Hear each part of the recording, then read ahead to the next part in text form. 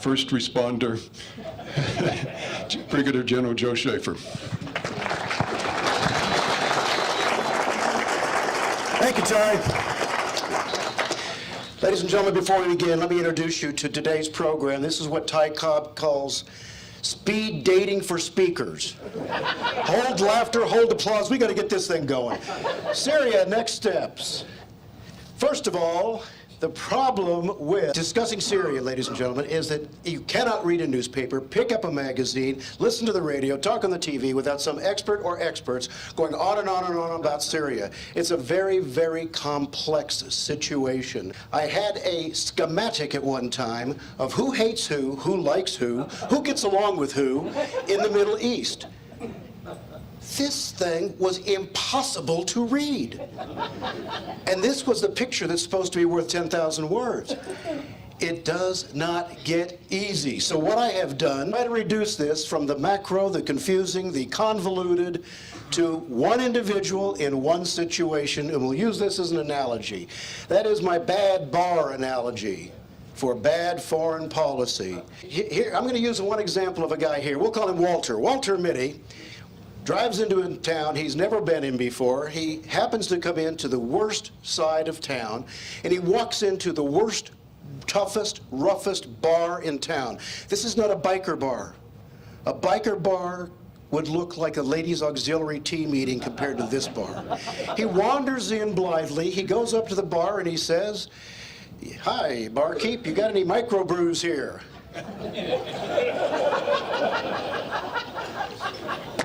Guy spits and says, "Pal, we got cheap whiskey, we got cheap beer. Which one do you want?" "I'll have a beer." Boy, this is an unfriendly place. Did not notice on the way in, by the way, that there's a couple of guys over there with their Bunsen burners cooking meth. Over at the pool table, two guys are starting to get into fisticuffs because they don't like the way something happened over there. This is an example of bad foreign policy. We wander into things. We are poorly prepared. We think I'll give you a good example. I was told by one of the neocons I worked with in 2003, just before the invasion of Iraq, the intelligence community tried to give them good information. He said, no, really. The Iraqis are just like us at heart. They want a democracy. They're going to throw rose petals in our path. And by the way, they're like us, only we're smarter and we're better dressed. Actually said that. That's the kind of thing that gets you embroiled in Afghanistan, in Iraq, in Syria, in Vietnam. I could go on and on, Greece, Malaya, all of them. So, our hero has now wandered into this situation. What's next? Well, the two guys cooking meth blows up in their face. There's a fire. But Walter Mitty decides, I'm going to be the hero. Because after all, I'm smart, I'm educated, I've, got money, etc. So he goes over there with his long neck beer bottle and starts waving beer on this massive flame. What happens? He immediately gets pushed aside, of course, by smarter, better equipped people who pick up the fire extinguisher he went right by to put the fire out. Again, that's not how you fight a fire. You don't stick your toe in the water. You don't send 500 troops when you should have sent 50,000. But what typically happens in U.S. foreign policy is the president has a meeting, and among them at the table is the chairman of the Joint Chiefs, and he says, "Chairman, how many men do you need to take care of this situation in XYZ?" "Sir, I need between 140 and 170,000 men." Oh, are you kidding me? Do you know what my poll numbers will look like if I send 140,000 people overseas? You can have 17,000. And that's how it works. We start in and then we add more and we add more and we add more. That's not how you put out a fire. On the other side of the room, he turns around, Walter Mitty we're still with, he turns around and he sees the two guys who have been starting to engage in fisticuffs pull out their knives. And he says, "I'm going to be a hero," which is exactly how too many people in the United States leadership area think. What I'm going to do is I'm going to step between them and separate them. You do not stand between two men with knives and separate them. So he steps in and he says, "Gentlemen, we're all adults here. Let's be civil. Let's settle this in an intelligent, easy way. By analogy, let's all go to the UN and talk about it for 6 or 10 or 20 years. These guys have knives. Suddenly he has one at the left carotid and one at the right carotid. This brings up the fourth element of foreign policy, an exit strategy. This is what I call horse trading, and most of the world calls diplomacy. But it is just horse trading. He better come up with something quick. He better find a carrot like, guys, I know I made a bad impression. But really, my uncle is the biggest grower in Colombia, and he's looking for distributors. So if we can step back, I'll be glad to bring him into this. Carrot or a stick. Guys, you see that guy that just walked in there on the side door with the 49 machine gun? He's not going to aim for me. But a lot of people are going to die in this room, so I'm just going to kind of back out of it now. And that's what we do with our foreign policy too darn many times. Two other things to remember about foreign policy, whether it's Syria or anywhere else. The national interest is the basis for foreign policy. From Machiavelli to Clausewitz to Morgenthau, basically we have vital interests and we have secondary interests. Vital interests are typically existential interests. They can be something just below that level, like terribly, terribly, terribly important. Secondary interests are not about survival, but they are about succeeding, prospering, living as a nation. The other thing we need to know about foreign policy to discuss this is capabilities and intentions. Russia has the capability to annihilate the United States of America. They have that capability. Under Putin, they probably also have the intention. Assad certainly has the intention, but not the capability. Assad can get in line. There's at least 30, 40, 50, 60 other dictators, tyrants, despots around the world that would love to see the United States brought down.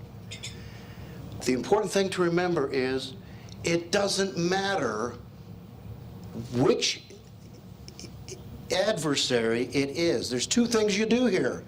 If they have the capabilities, you attempt to reduce their capabilities. If they have the intention, you do your best to channel those intentions in a different way.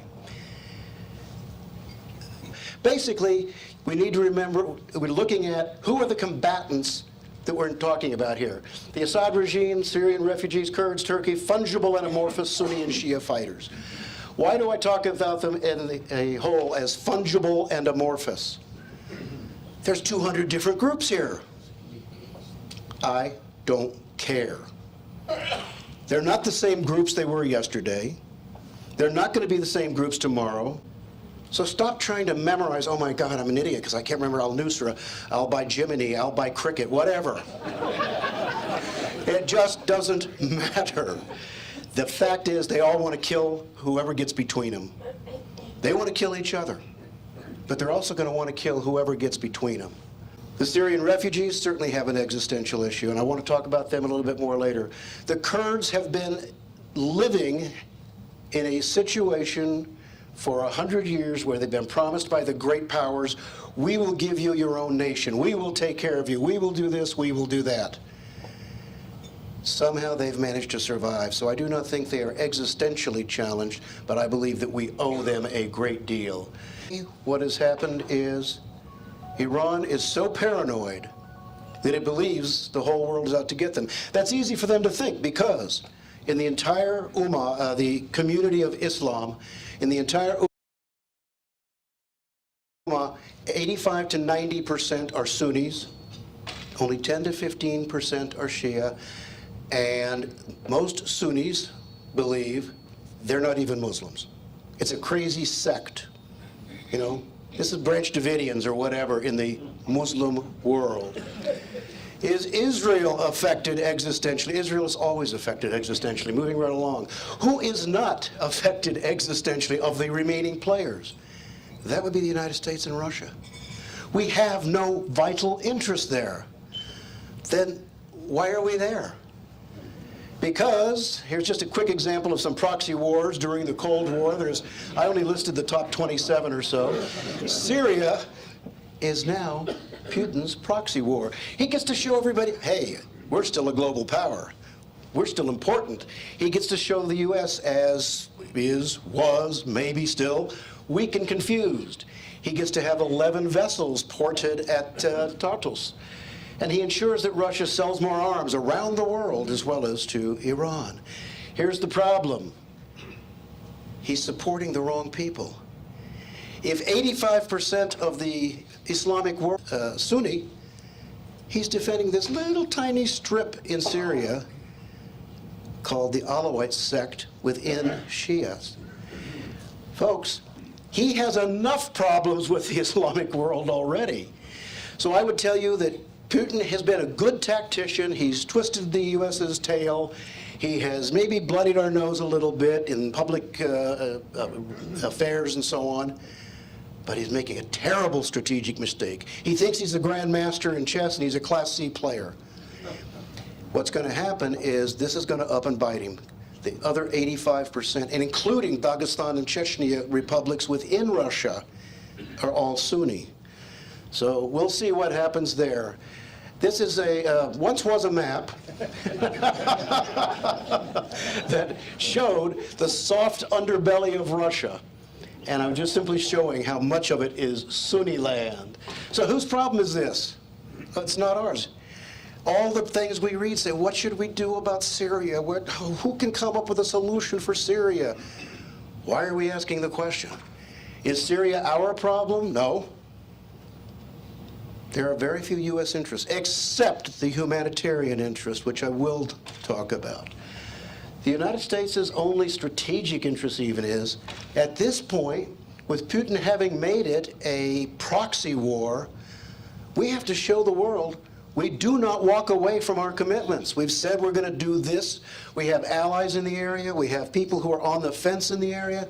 It's quite important that people realize the United States does stand by its commitments.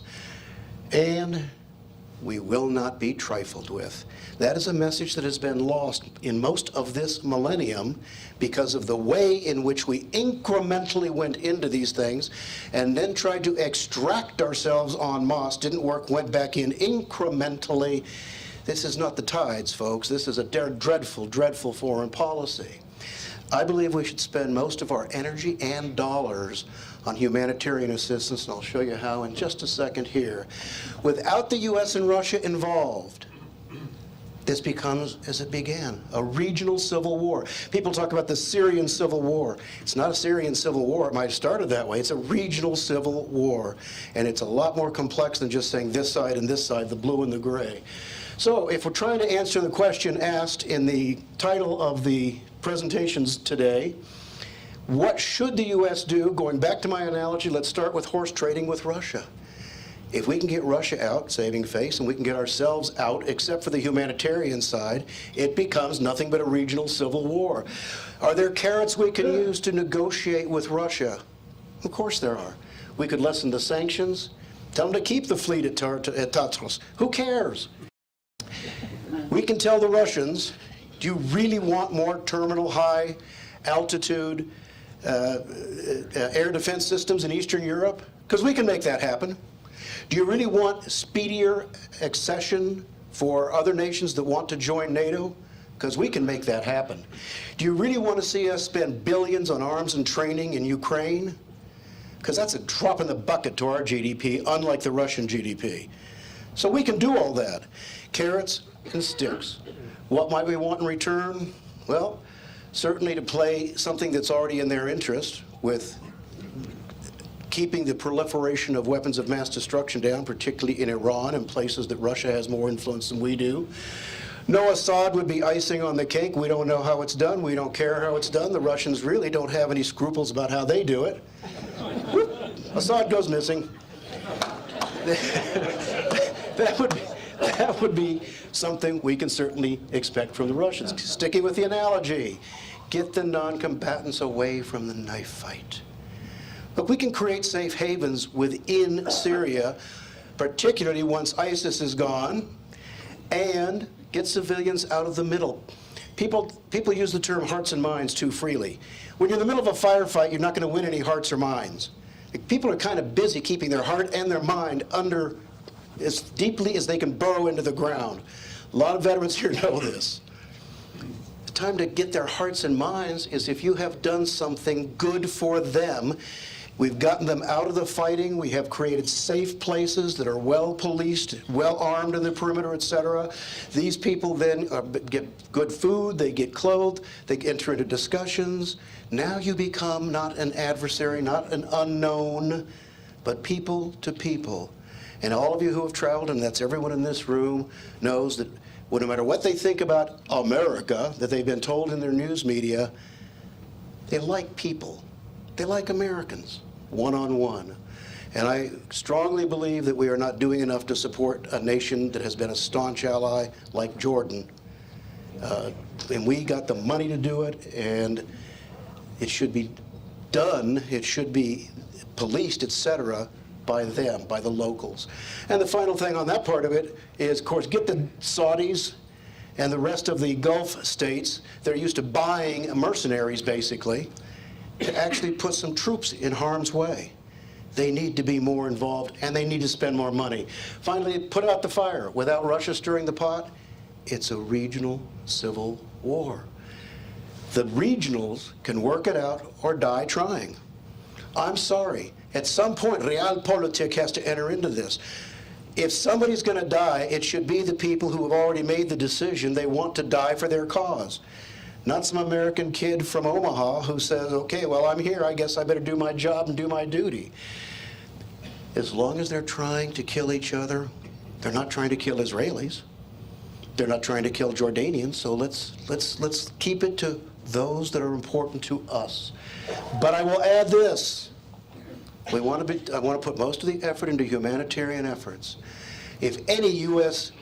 interest, strategic interest, is threatened, or any single United States non-combatant is endangered, we try diplomacy, it won't work.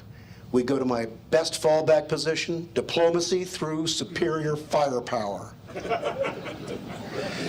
We have been 59 months or more at the UN whining about this, 59 months or more talking about red lines that are not being enforced, 59 months or more incrementally sending folks in. Yet, recently, rather than spending another 59 months, we sent 59 Tomahawk missiles to an air base in Syria.